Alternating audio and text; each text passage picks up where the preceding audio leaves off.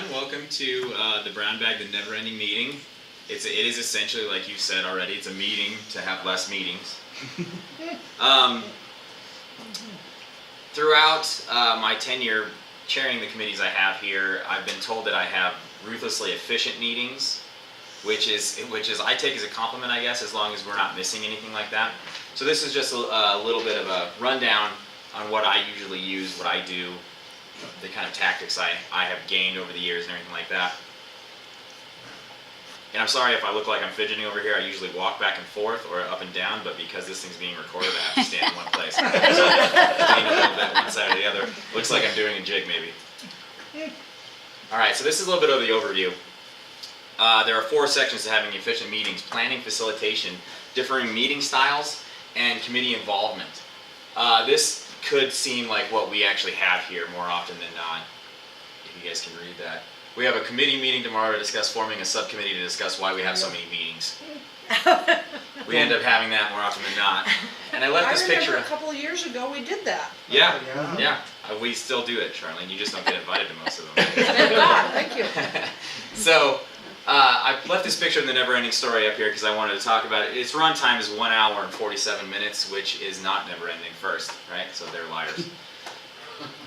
And second, that's coincidentally the duration of some of our most unnecessary meetings. So it fits, ironically. That's obviously not the story. If you want to watch it, you can watch it.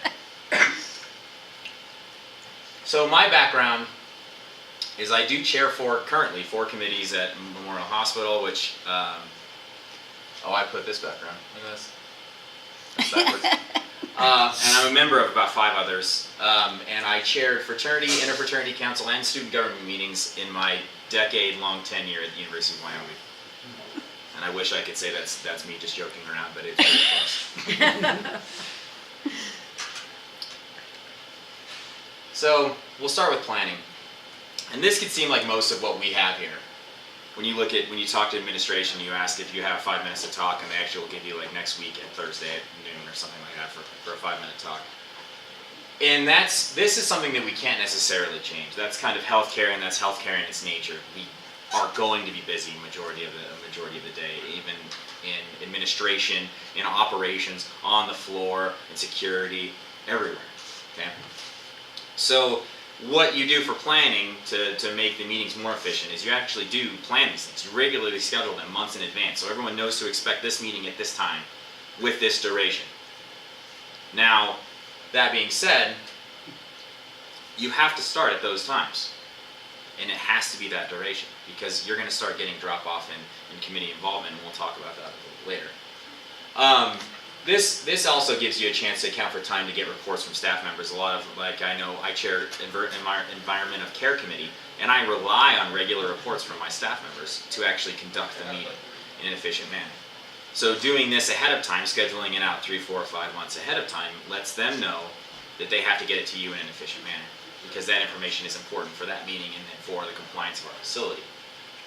And you can actually do this as a facilitator and along with the committee ahead of time. Make sure that the focus and purpose of the meeting is clear and it has been distributed. This is done in a couple of ways. We have charters that have done it. You can verbally do it. You can say we're going to have this meeting to get this part going. Okay? We have work groups going on constantly, and if that work group doesn't have a clear purpose, then it's basically just shotgun. You walk in there and everyone's throwing stuff at you, and it's not going to be in any general direction, and it's going to not be an efficient meeting. So just for reference, this is a list of all the purposes of committees that actually was released by a Senate subcommittee on committees. That is not a joke. This is a Senate subcommittee on committees that actually released a whole list of purposes for committees. So now this is essentially the worst slide to ever exist in a presentation, because there's just so much words on it, so many words, that it has no clear purpose itself. All right? The point of this is just make a purpose for your meeting. Decide what it is. It doesn't have to be one of these things, but just make sure that it's clear, whatever that purpose is going to be, and get that out to your committee members. So the other part of the planning that's of the utmost import is the agenda. So everything I'm talking to you about in this presentation, I am also guilty of not doing correctly. So you can't do everything in here 100% of the time, 100% of the time.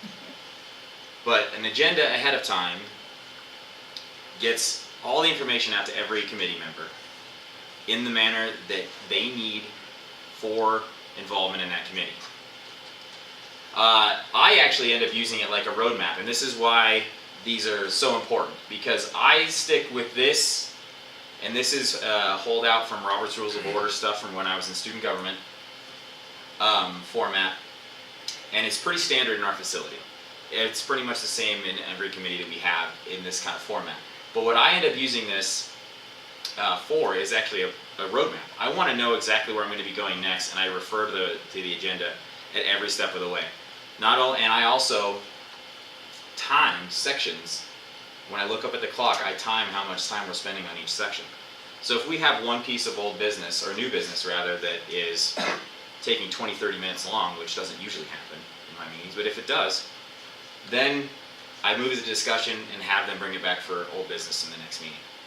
Because sometimes you're not going to have all the information, and when you start actually moving to speculation, it's not going to be doing anyone any favors.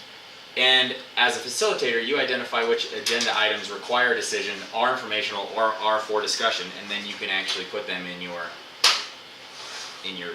right area, the correct areas here. And the key to these things also is to keep them simple. This might be hard to read from here. Agenda item 456B, reasons for low attendance at meetings. This guy, I don't know, he might have actually spent most of his career actually making that one agenda. But they have to be easy to follow, they have to be simple, and they have to be something that people aren't going to just look at and throw in the garbage. A lot of times, if you have been to any of my meetings, the packets are actually pretty large because we are required to report so much information every month. But the agenda is one page. It's usually 10 lines. It usually tells where we're going to go. So even if you don't print off the rest of the information, you're going to have it discussed in that meeting anyway. Any questions as far as this part's concerned? I think we move on to facilitation after this. So this is the non-glamorous piece. This is where a lot of the work is done for these things. And this is where somebody that's not great at public speaking can still have an incredibly efficient meeting. Because if you have everything planned to the T, go into that meeting and still you're a little bit shaky in front of people, as long as you follow that agenda and you have already differentiated which items go where, you can have a different method to attack each area. Oh, I actually put, so this is something that a few of you may have noticed. This is actually an entry I made into, Evelyn Schmidt does a lot of my minutes. I made this entry before sending it out to the committee in an environment of care about 9 months ago, and no one ever caught it. Oh, So that could have either been no one's reading it or I didn't send it out early enough. And I'll give a 50-50 on whether or not it's one way or the other. That is absolutely true. This is a screenshot from I highlighted it and then put a screenshot from the actual minutes in there. Watch it good. All right. Yeah, there you go. So facilitation and chairing. So this is actually just a textbook definition of facilitate, to make easier or less difficult and help forward, to assist the progress of a person or people. So that's actually your job as a chairperson. You're not actually there to bark at everyone. You're not there to actually discuss a lot of the stuff yourself. You're not there to derail the conversation. You're actually not even there for the most part to contribute to the conversation. You're there to facilitate the conversation is happening, basically. You're there to drive it around. You're a sheepdog, in essence. Okay? So this is actually from that Senate subcommittee report on committees. Direct discussion of the committee. This is the definition for facilitation and chairing. You direct the discussion of the committee, ensuring that the objectives of the meeting can be met and the committee effectively fulfills its responsibility and considerations of the items on the agenda. So that's a kind of convoluted definition. But when you're going through this, the chair really has to be incredibly familiar with the subject matter in that agenda. Everything that is in that agenda and in that packet that you send out and everything that you're going to be discussing, you at least have to have a functional knowledge of where you're wanting to go. You might not know every piece because I have a couple of clinical committees and I don't know everything clinical. Obviously, I would be very remiss if I were to say anything that I know anything more than Charlene does as a nurse or anything like that. But at least I know the direction of the question I want to ask a nursing individual or someone that's in security or something like that. I don't do their jobs, but I can at least get them in a ballpark that they can give me some information. And you're responsible for controlling the tempo of the meeting. So this is where some of this stuff comes from, listening to a bunch of over-important college students that feel as though they have a future in politics. Because the key here is this word, okay? There are certain topics, especially in the hospital, that we should not take with a flippant attitude. Stuff that comes to patient care, stuff that comes to the compliance of our facility. There are a very, very large amount of incredibly important topics, and a lot of those do require a lengthy discussion because everyone has a part in that. Some of the other stuff that you see come up in committees does not. It can be decided by 2-3 people after the committee or a subgroup or something along those lines, and it does not need to have a 40-minute long conversation in this committee. Now the trick that comes from a little bit of history is to know which is which. And these are some of the tactics that I was told when I first started chairing meetings when I was in a fraternity. Has the same point been made twice? Has a discussion moved to a different topic or subtopic of that same topic? This is something that happens constantly in our meetings. Well, this is wrong, but it is only wrong because this is wrong. Then you've moved on to another topic. And that's something you can actually identify and try and reel it back in. And if there's no discussion at all, that's a separate problem in itself, because then you're actually relying on the committee chair to do all of the work. Now some committees, some of it is really just here's some information. What do you guys think about this? Get the thumbs up and you can move on. But some of it is, again, legitimately important. We need to have a committee discussion because the hospital itself needs to decide where to go with some of these topics, not one person. Okay? And again, respectful attitudes towards excess conversations or gaining conversations. When someone's in the middle of a role, it's very hard to derail them anyway, and it's also deemed interrupting, and it can be, really rude. But if you're just saying, I'm not meaning to interrupt, you're on a good roll, let's move that conversation to discussion, and we can kind of pick up where you're going, because I do want to make sure this topic gets the time it's due. That kind of thing. Just not stop talking, or that's enough, or shut up, or get out. Any of those things, okay? And it's not that, and you'll see here in a little bit, I don't necessarily think we have currently a lot of problem with mutual respect in this form. I think that it can maybe come up in some others, but in this form here, I don't see it as much of a problem now. I have heard horror stories about previous committees and previous problems that probably had this thing going on. So if you do that, if you do snap on one person, then you're actually going to be bracing yourself for awkward silence. No one's going to talk. And your whole committee might as well just stop meeting because it's not going to work. And the other side of this, as a facilitator, you're wanting to create efficient meetings. That doesn't mean quick. That doesn't mean that you're rattling out a lot of this stuff. Like I said, there are important topics. Efficiency means getting things done in an efficient manner. In a less amount of time, you still get the things done in that amount of time. It's either getting more things done in the same amount of time or getting the same amount of things done in less time. Efficiency, it's not just the time frame, it's actually doing the work as well. So as a facilitator, if you are running a meeting, one of the main things that can be difficult for people that aren't comfortable speaking in front of people is you have to speak up and speak clearly. So a lot of times you might hear people talking in a room and you hear, okay, let's get started. Okay, we can get started now. Okay, let's get started. But when I start a meeting, I say, okay, we're going to get started, and everyone kind of calms down and gets going. Because there are things that are your duty as a facilitator. You get attention, you keep the thing moving. That's your job. Everyone else is there to give you the actual information. You're there to keep that meeting moving.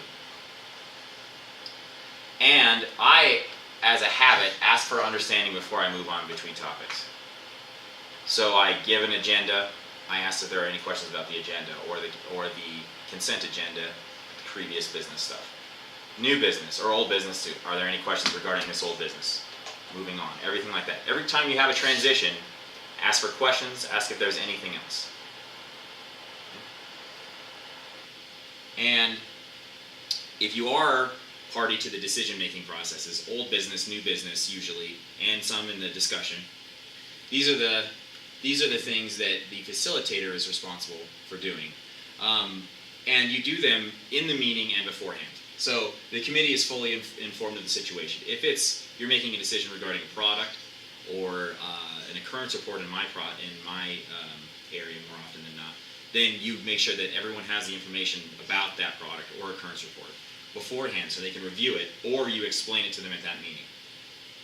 Identify the goal of the decision as a committee. So as a committee, where are you wanting to go with this? If it's to reduce errors in medication, if it's to actually stop the fire alarm from going off needlessly in the MLB, giving everyone over there some sort of aneurysm, then that's our goal.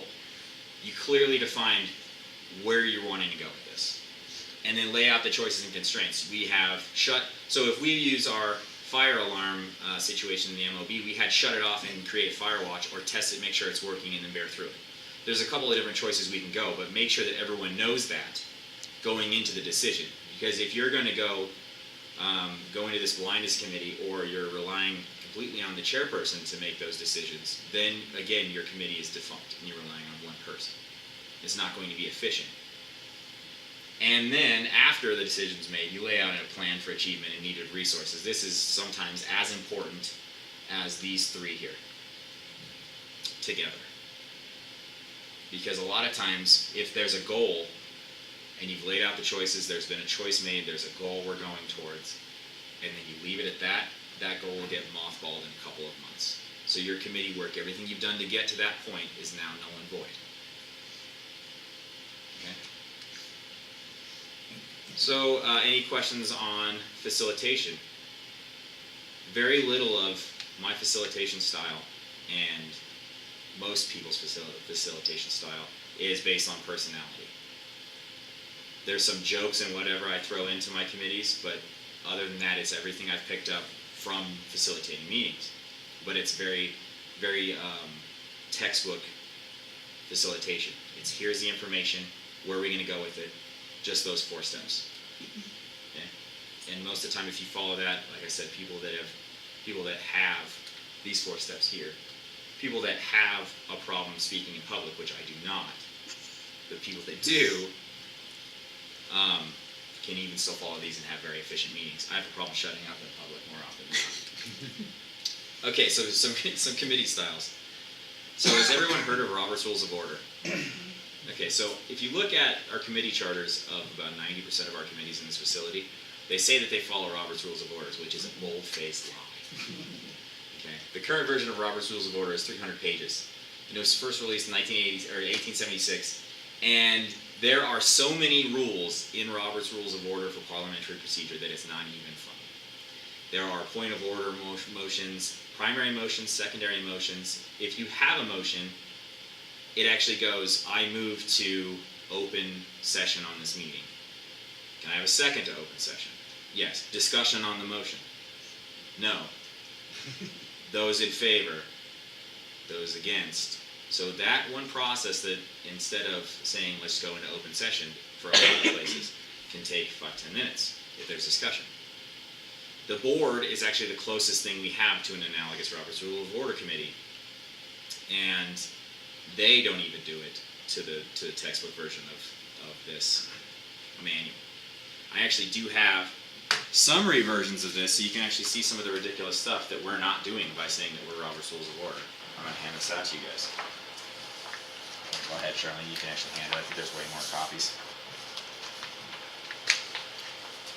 Now, the thing about it that's great for Robert's Rules of Order that actually came about in England during Parliament is because they had a lot of people that were discourteous to each other. So they had to have a manner set up with which to conduct a meeting that made sure that everyone was given the appropriate amount of time to speak, and their bicameral, their 2-house parliament actually created that problem where they had the House of Commons and the House of Lords, so the Lords were not letting the Commons speak and everything like that. So they had to have rules set up for amount of time you can have a discussion, how they identify who's going to be speaking, and everything like that. So that's why you see in a lot of Senate hearings, Mr. Chair, I have a point, and then they have to say the chair recognizes the delegate from North Carolina, and he comes up and goes, point of order. I would like to discuss this, not this, and they have to actually approve that point of order and change the discussion topic and move forward from there as a committee each time. So even switching topics like that we do so whimsically, if you want to call it that, in our committee meetings, it takes something like half hour, 45 minutes to actually move on to a new topic. And that's why our Senate committee hearings are also 3.5, 4 months long. Okay? And again, that's why this series of procedures of calling attention to one person and then actually making motions moving forward, that's kind of where this started. Does anyone know what quorum is? It's actually in that packet. So quorum is the minimum amount of attendance to a meeting that allows it to be an official meeting. So meaning decisions can be made, everything else can. So none of our meetings that have stated that they're Robert's Rules of Order have an established quorum, which means they are not. That's just the first. If they did, none of our meetings would make any decisions whatsoever. They could stick. There are just way too many of these to get into right now. What I use is a hybrid style. So there's still motions that we make, and they're very important. Move to close, or it's not move to close, but do we accept these minutes as they stand? Do I have a motion to accept these minutes? That kind of thing. And we still like to acknowledge people who want to speak. People raise their hands or just start speaking, and we still just kind of calm down and let them talk. But it does away with that 80% of parliamentary procedure. And it can crank that 4-hour meeting into 25 minutes. And you get the exact same amount of stuff done.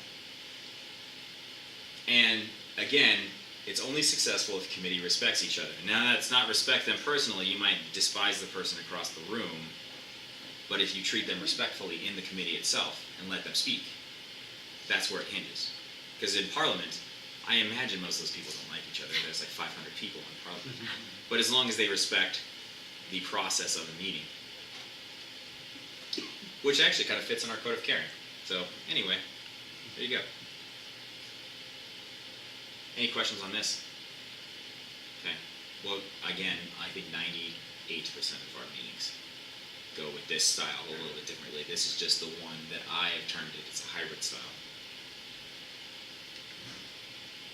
So this is one thing that that I don't remember who it was.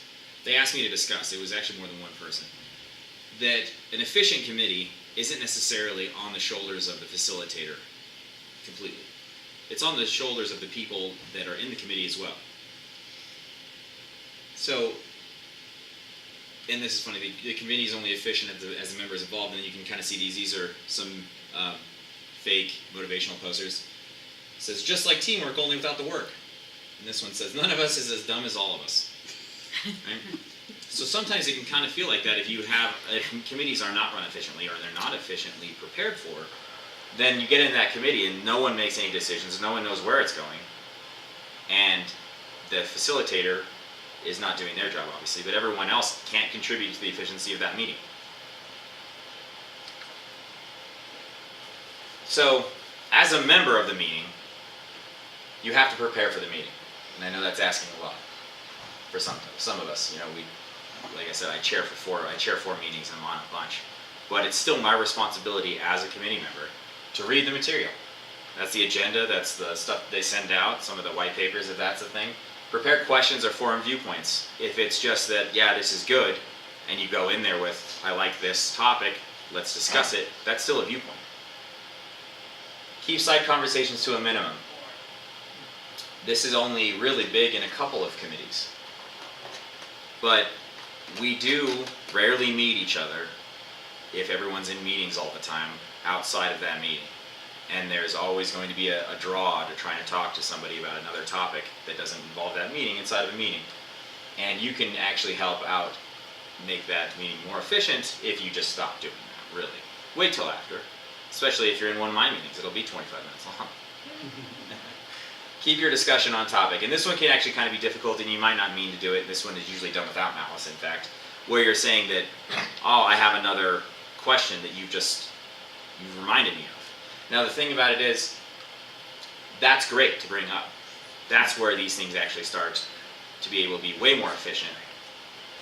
Is that you say, I have another topic I'd like to discuss, can you put it in discussion? Then you've actually moved it along, you're still on topic, you're kind of going down, and you've been added to discussion.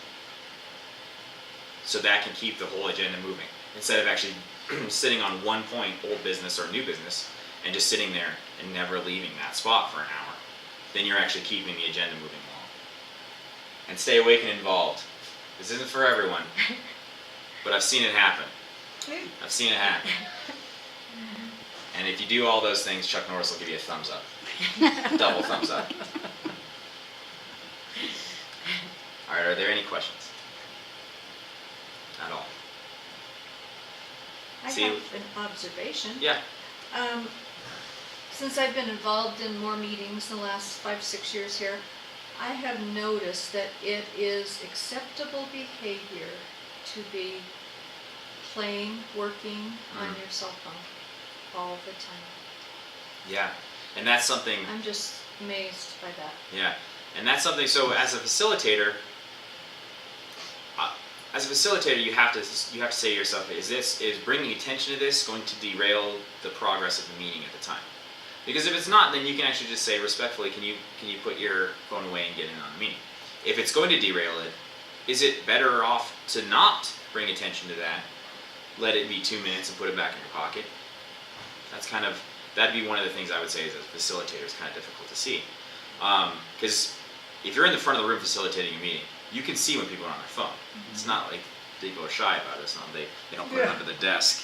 It's up on the desk. And I've even been guilty of it. I get an email, I look at my email, right? Is that respectful? I don't think so. Yeah, it's a good question. And I mean, and it's not just the workers, it's the administration that's doing this. So I'm kind of surprised by it. I don't know. I think it's There's a lot of that. disrespectful. Here's, I mean, if there was an emergency, once in a while I could see that. But when some of the meetings I go to, it's over and over and over. You can see. Yeah. Flipping through. I don't know, has that ever been addressed as a whole for the hospital to look at that again, or no? To be honest with you, I don't think so. Okay. I don't think it's. I think it's a good topic to bring up. To be honest. And that was essentially one of the pieces that we wanted to get with this brown bag is that even though my meetings, because I think also if you're lucky enough to go to like the PI committee or there's some other ones I'm forgetting, PAC, which is Patient Action Council and stuff like that, at our facility, if you're lucky enough to go to those, I think those are also equally efficient, just in different manners. They're just facilitated a little bit differently. And I still think they're efficient in their own way because each has a different topic. And again, that's kind of where your textbook definition of efficient is fairly subjective depending on the topic matter. And I don't know, I think it would be worth discussing, really, with them. But don't you think that's sort of like whoever is facilitating the meeting can say at the start of the meeting, could you please silence your cell phones? I mean, it's like going to the movies. They tell you to turn off your cell phone there. Yeah. Well, I don't even think it's actually silencing the cell phones that's the issue. I mean, because Jim, I'll give you an example. So any facilities guys probably won't silence their cell phone, but when that thing goes off, they're up and out of that door in about 3 seconds. Yeah.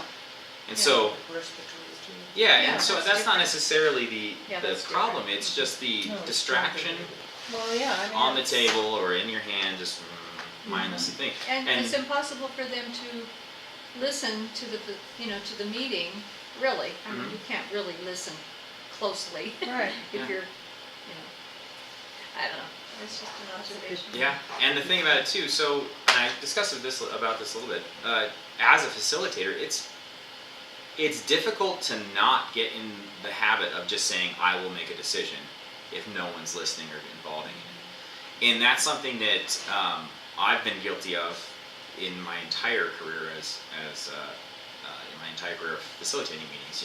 Is it easier for me to just make this decision? In some cases, I would say yes, but is that correct? I don't think so. So, if they're not listening, then our facilitators are just going to go, I'll just do it and go from there.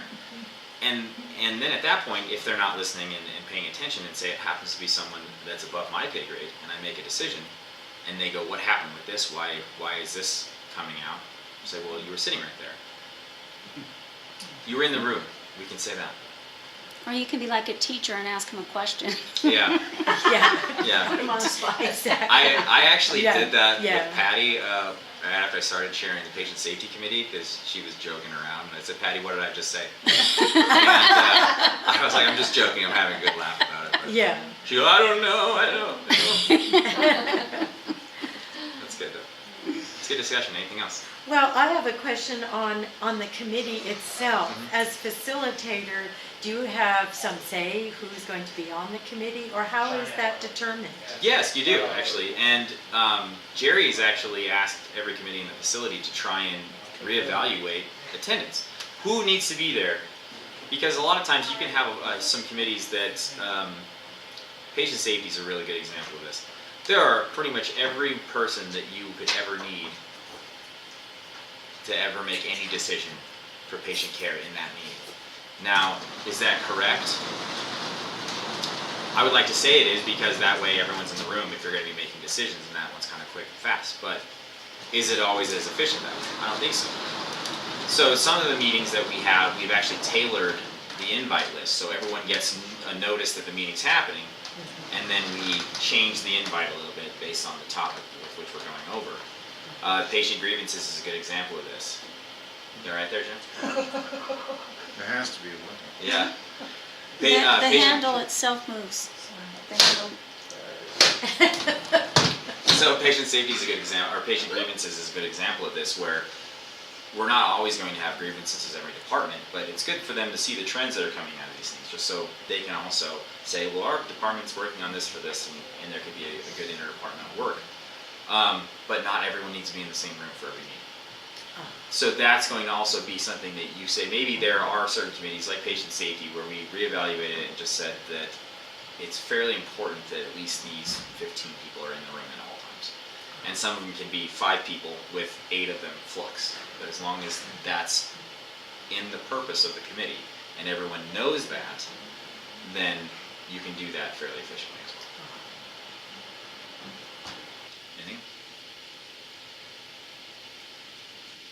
Well, okay, thank you guys. Thank you. Thank you. Good. Kay.